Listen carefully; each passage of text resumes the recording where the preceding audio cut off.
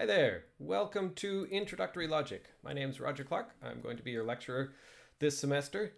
This video, I'm going to just give you sort of a very top level overview of how the class works, mostly about the subject matter and what you need to do to succeed here. But I'll say a little bit at the end about sort of administrative stuff, how you get marks, well, how you come to class and contact me, that kind of thing. Okay, so first of all, what is logic? There it is in the title of the module. What is introductory logic? What is that thing? As a first pass, we might characterize it as the study of arguments. That's not wrong, but it doesn't quite specify closely enough what it is that makes logic logic. So you might have noticed in all the rest of your philosophy classes, we also study arguments. Arguments for one or another kind of philosophical conclusion. I often say, this is maybe not literally true, but I often say in philosophy, the things we care about are the arguments. In your essays, we tell you should argue for your own opinion, but what your opinion is doesn't matter that much. What kind of arguments you can give for your opinion, that's what matters. Okay, so logic is part of sort of a component of this general philosophical project of trying to make good arguments. More specifically, we might say logic is a study of argument forms. What do I mean by argument forms? There's a contrast I have in mind here between content and form. So I think the best way to see this is with a couple of examples. So here are two arguments. I'll give you two separate arguments that have different content but the same form. So here's argument number one. All sandwiches contain 2 slices of bread. A taco does not contain 2 slices of bread. Therefore, a taco is not a sandwich. Okay, I've used bolding and italics and underlining here to point something out about the form of this argument, namely patterns of repetition, right? So this bolded stuff, contain 2 slices of bread, that appears in both of these first 2 sentences, those first 2 sentences being premises. So here's maybe a little bit of logic to start with. All arguments have some number of premises and a conclusion. So we have 2 premise lines here. Premise 1, all sandwiches contain 2 slices of bread. Premise 2, a taco does not contain 2 slices of bread. And then we have a conclusion. Therefore, conclusion, a taco is not a sandwich. Okay, so both premises contain this phrase, contain 2 slices of bread. Also, the underlined bit is repeated in premise 1 and in this part of the conclusion. The italicized bit occurs in the second premise and in the conclusion. And what's left? So once you ignore the parts that are repeated, the bold bit, the underlined bit, the italicized bit, we have left over these words all, does not, is not. Those, as we're going to see, are in a sense special logic-y words. They're sort of structural words that are part of the form of an argument. So here are the 2 things that I think compose the form, the shape, the structure of an argument. Number 1, special logic-y words like all and not, and other ones we'll see and, if, then, and so on. And patterns of repetition. So the fact that you have the same thing here as here. Those are the things that make up the argument's form. Logic-y words and patterns of repetition. Now, how you fill in some of those words makes a difference to the content of the argument. How do we see that? I said I'd give you 2 arguments. Here's another argument that's going to have the same form, but different content. So same form means the logic-y words are going to be all the same, and you'll have the same patterns of repetition, although we might have different words being repeated in those patterns. So here's argument 2. All mammals have warm blood. A dog does not have warm blood, therefore a dog is not a mammal.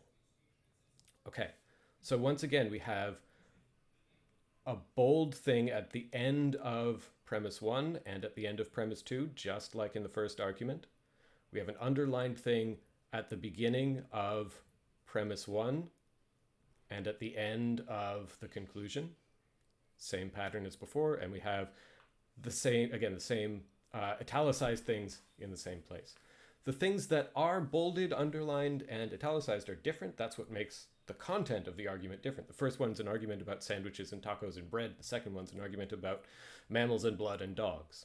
Different content, same form. So what we study in logic class is argument forms, how to make the form of your argument good or useful, or the term we're going to use most often is valid. We're interested in valid argument forms. I'll tell you what that means in a second. Something to notice here. Not all of the claims on this slide are true. That's okay. You might have a strong argument form, a valid argument form, a good argument form, but in some sense, a failure of the content of the sentences in your argument, right? So this second argument, premise 2, a dog doesn't have warm blood, that's not true. Dogs do have warm blood. Nevertheless, the form of this argument might be just fine. The conclusion, again, is false. A dog is not a mammal. Well, dogs are mammals, so that's not true. Whether dogs are mammals or not, whether dogs have warm blood, whether tacos contain 2 slices of bread, these are not the province of logic. You will not, in logic class, find out how to tell whether a dog is a mammal. You will not find out whether dogs are mammals. You won't find out what the correct definition of a sandwich is. But we will find out what kinds of facts follow from one or another claim that you might make in your other classes where you investigate the content of stuff. Okay, we will get much more into all of that stuff as the class goes on. So let's come back here. We said logic is the study of argument forms, and we're particularly interested in valid argument forms. What does it mean for an argument form to be valid? Remember that an argument has some number of premises and a conclusion. Here's a definition for you, and we will get into this next class. We'll start really working with these definitions. An argument form is valid if it's impossible for the premises all to be true while the conclusion is false. Okay, an argument form is valid if it's impossible for the premises to be true while the conclusion is false. Be careful, this doesn't mean a valid argument form has true premises or its conclusion is not false. You can have a valid argument with a false conclusion, with false premises. You just can't have one where at the same time, in, if you like, the same story, the premises are true and the conclusion is false as well. One way of thinking about this, it's sometimes more intuitive for students, easier to grasp. Valid arguments are closely tied to the relation of logical consequence. So if an argument form is valid, another way of saying the same thing is its conclusion is a logical consequence of its premises. So let me put the definition of validity in other terms. If an argument form is valid and you assume that the premises are true, then the conclusion has to be true as well. Notice that's if you assume that the premises are true. You might have a valid argument where, despite what you assume, the premises are not true. Okay. Again, we will get into all of that stuff as we go on in the class. Now, what are we doing here? What I want to answer at this point is what you're going to need to do to succeed in this class. There are lots of things that could be covered in a logic class. Here's what we're going to do in this one. First of all, you're going to learn a language. It's an artificial language. It's the language of first order logic. We'll often call it FOL. In fact, first you're going to learn a smaller logic with a different name, another artificial language called truth functional logic, or TFL. All of the stuff that you learn in TFL is going to carry over to the language of FOL. But okay, here's one of the main skills that you're going to learn. One of the main things you're going to be examined on at the end. Your ability to translate between English and FOL. So you're going to take sentences of English and learn to construct sentences in first order logic that have the same truth conditions. What does that mean? That means, so you've got your English sentence and you've got your first order logic sentence, and you want to make sure that whenever the English sentence is true, the first order logic sentence is true. Whenever the English sentence is false, the first order logic sentence is false. They sort of go together, at least as far as truth is concerned. There are lots of other ways that we can talk about English sentences, that we can evaluate English sentences other than whether they're true or false. We're not going to come up with sentences in first order logic that capture the beauty of the English. We just want to make sure that they're either both true or both false. That's the thing that we care about in logic class. Okay, so that's one thing you're going to have to do, learn that language. Second thing, I'm going to teach you some formal, sorry, I should not say I'm going to teach you. You are going to learn. You're going to learn to use some formal tools for testing whether an argument form is valid or not. So once you've translated from English into FOL, say you've got an argument, the argument's composed of sentences, right? Each premise is a sentence, the conclusion is a sentence.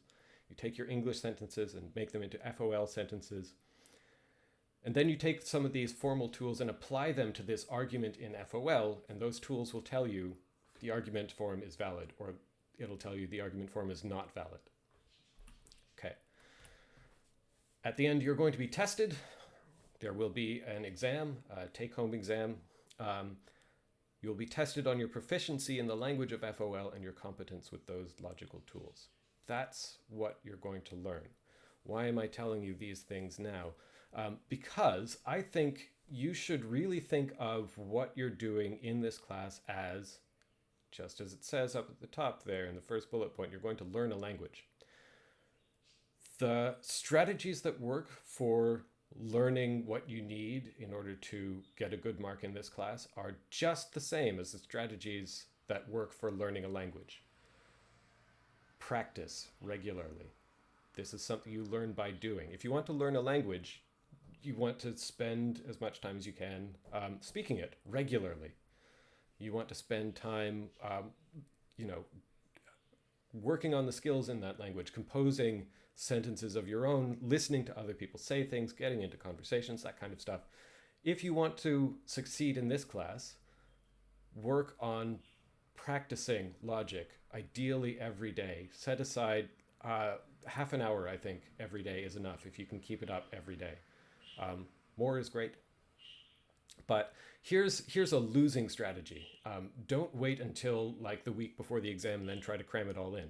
That will work as poorly for learning a second language as it would work for logic. I guess I should say that the other way around. It will work as poorly for trying to learn logic as it would for trying to learn a second language. You want this to seep in. You want this to seep in gradually into your mind. It's very common for students to tell me, this just seemed totally impossible until suddenly it was very easy. That's not unusual. Okay. Start practicing. Think of this like learning a language. Why am I doing this to you? Why do we require our single honors philosophy students to take this class in first year? We do, for a good reason. And I will fight to keep this thing here in case anybody argues about it. I'm going to give you a bunch of reasons we want you to learn logic. One is, look, logic is one of the main subfields of philosophy. We have you learn a bunch of other stuff just because they're big questions in philosophy. So just like philosophers ask, here are some typical philosophy questions that could kick off an entire module. What is knowledge? Or what is the mind? Or what's the best form of government? Or what's the best way to live? Or what is meaning? All of these are questions that we have modules based on at this university. Philosophers also ask, what is logical consequence? What does it mean for premises to guarantee a conclusion? If you want to get to grips with that area of philosophy, you need a class like this. Okay. But there are deeper reasons. This isn't just another area of philosophy. You will find in some ways that are important, this is going to be different from your other philosophy classes. You're not going to be writing essays. You're going to be doing different kinds of things. Here's another sort of justification, and I think this is right.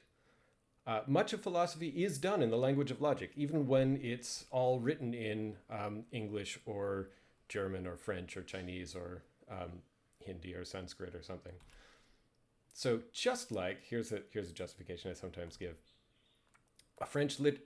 If you were taking a French literature degree, it would require you to learn at least some French. An architecture degree would require you to learn at least some physics and engineering. A music performance degree would require you to learn at least some music theory. We expect you to learn at least some logic. Even when you don't see the kind of funny symbols we use in this class in the stuff you're reading, very often, particularly in 20th century and later philosophy, the people writing it will have in mind exactly the kind of tools that we use to evaluate arguments as they construct theirs. So you got to learn that stuff too. I particularly like the architecture analogy here. In an architecture degree, you might go into architecture because, you have an aesthetic sense of what you want buildings to look like or something like that. And you might think that that's what makes a good architect different from a bad one. But architects need to make sure that their stuff doesn't fall down. Doesn't matter how pretty it is if it doesn't do the job it needs to do.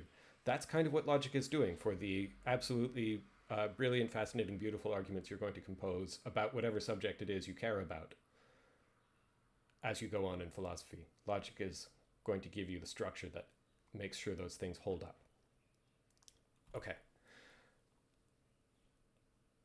Those are the reasons that I have always given, but here's one that I'm stealing from somebody else, and I think this is even more important than the other things. So this is from a blog post by Sarah Uckelman, who is a fantastic logician at Durham University. So I'll put a link to this you can click on in the description. From a blog post, she says this: the primary goal, the one thing that I really want my students to come away with, is a method of thinking which involves minute and precise attention to detail and which involves an ability to reason from and manipulate definitions.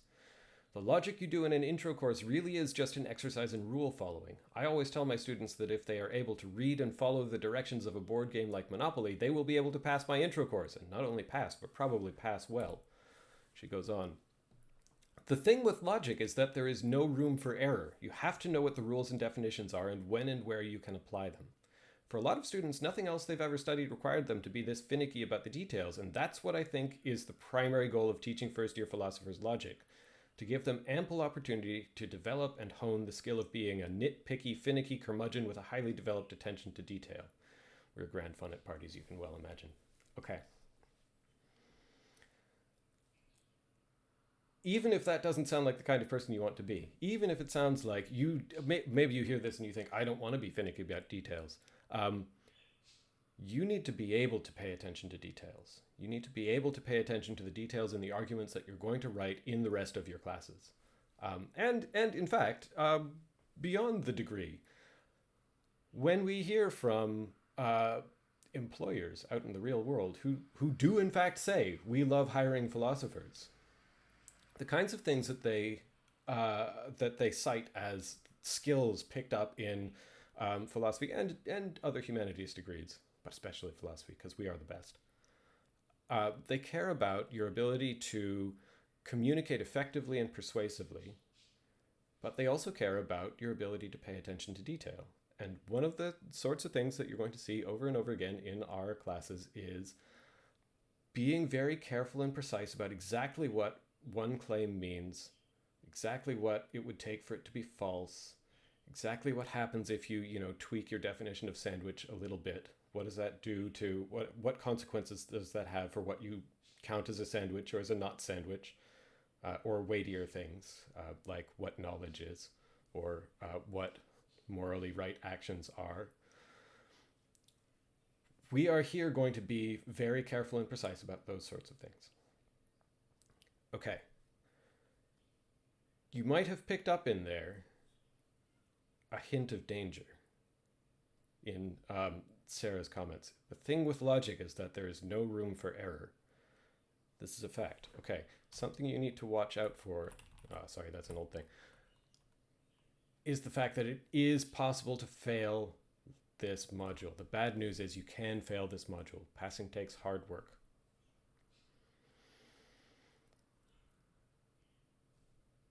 This happens. Okay, I don't want to begin this module on a down note, but I do think you need to be warned. Some of you, not all of you, some of you will have discovered it's relatively difficult to like write an essay that fails unless you like completely miss the point of the question you were asked in your other classes. It's pretty hard to fail an essay as long as you turn in enough words that are on the right subject.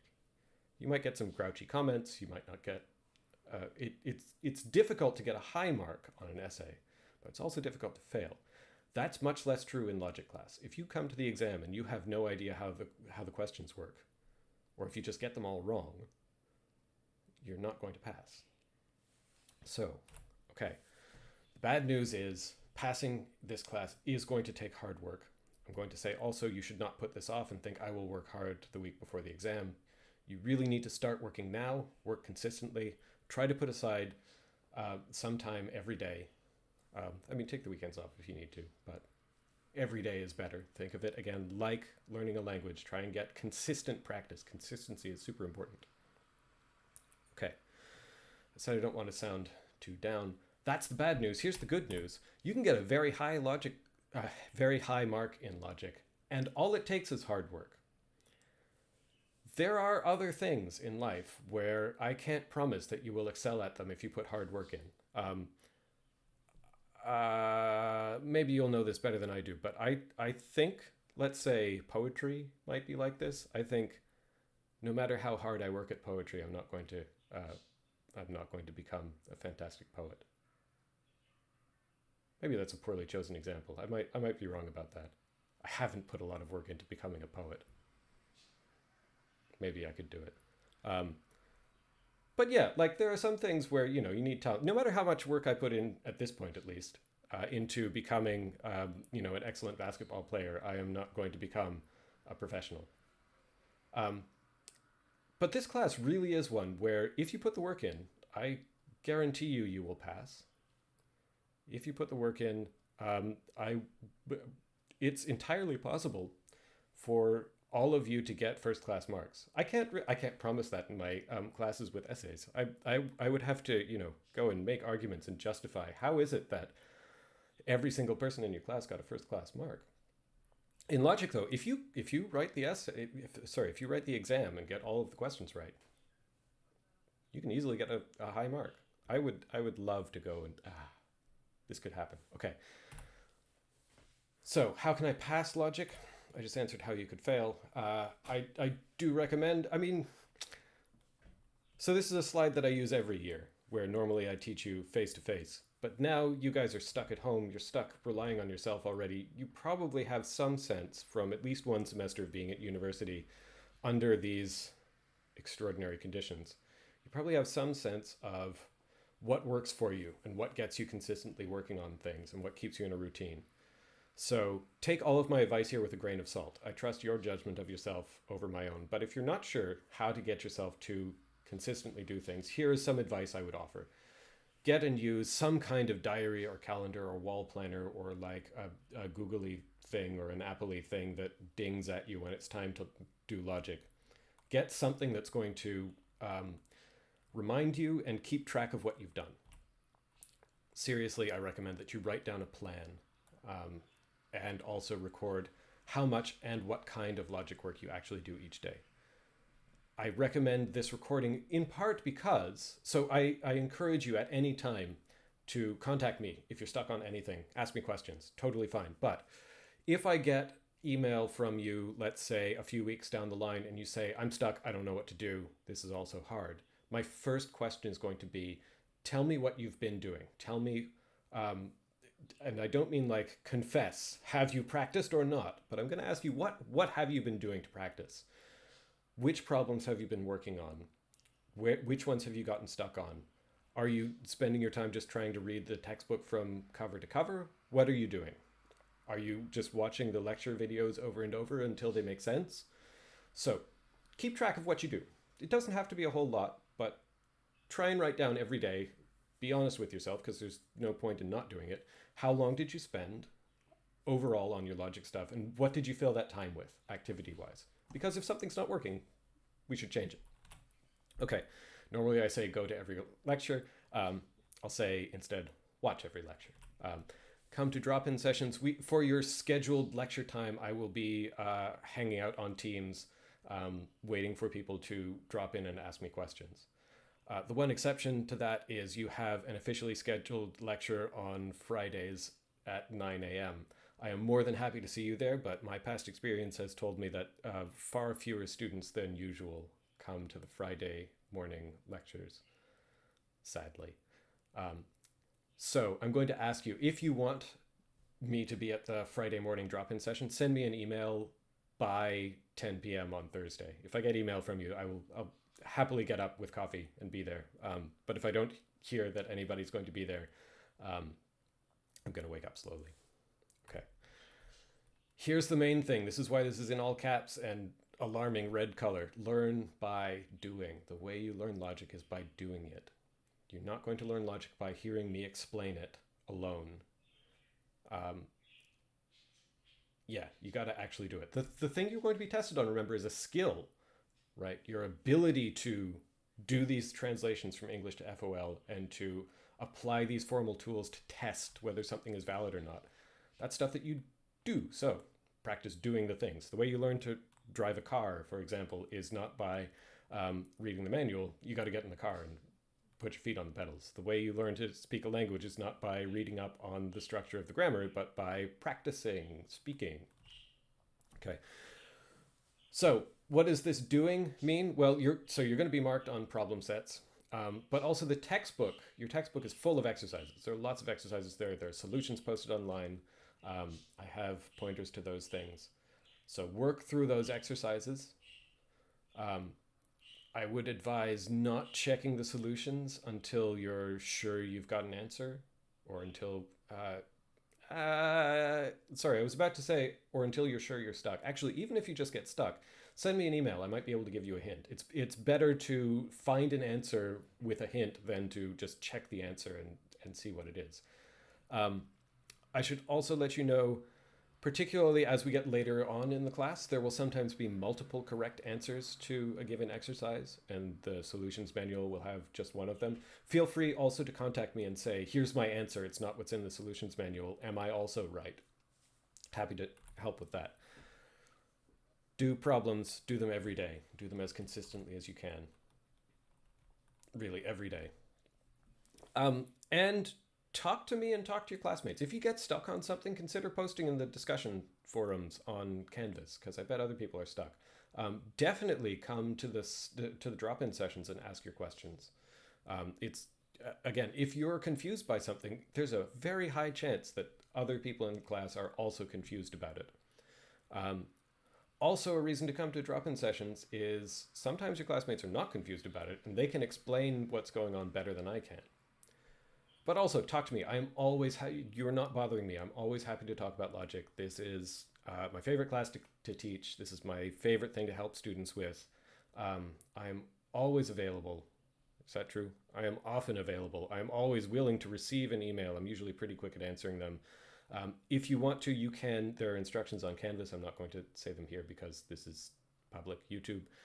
But there are instructions on Canvas for how to book a time with me to have a one-on-one call over Teams. I will be more than happy to help you out. Okay. Lastly, just some admin stuff. I'm going to rush through this. There's a textbook. You need the textbook. There's a PDF on Canvas. You can also, most years I say you're strongly encouraged to buy a copy. You can order one from Amazon.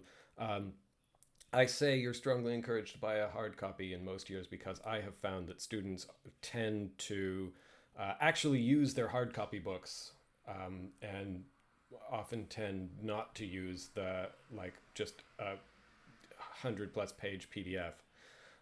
That might be different now. So here again, I'm gonna trust your judgment. How do you feel about print books? How do you feel about reading things off screens?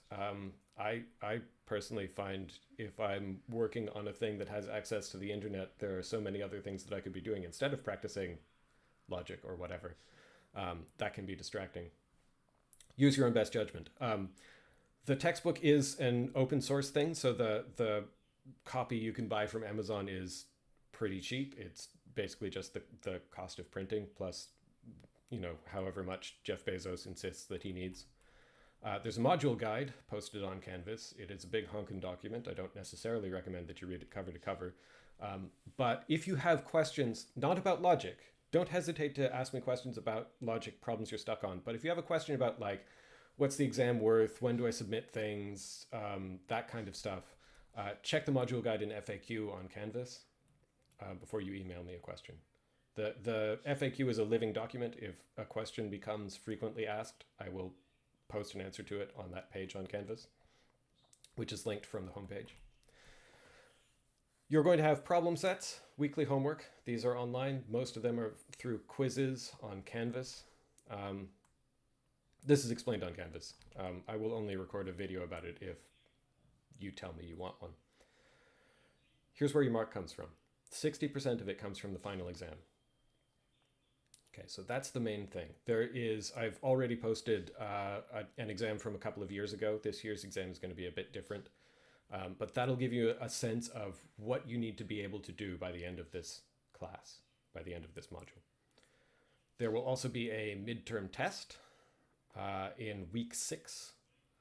So that's going to cover just sort of the first half-ish of the textbook. The final exam will cover the rest of the chapters that we are covering. This year's edition of the textbook has chapters 8 and 9, which we are not covering. There are also these weekly problem sets. So let me just say this.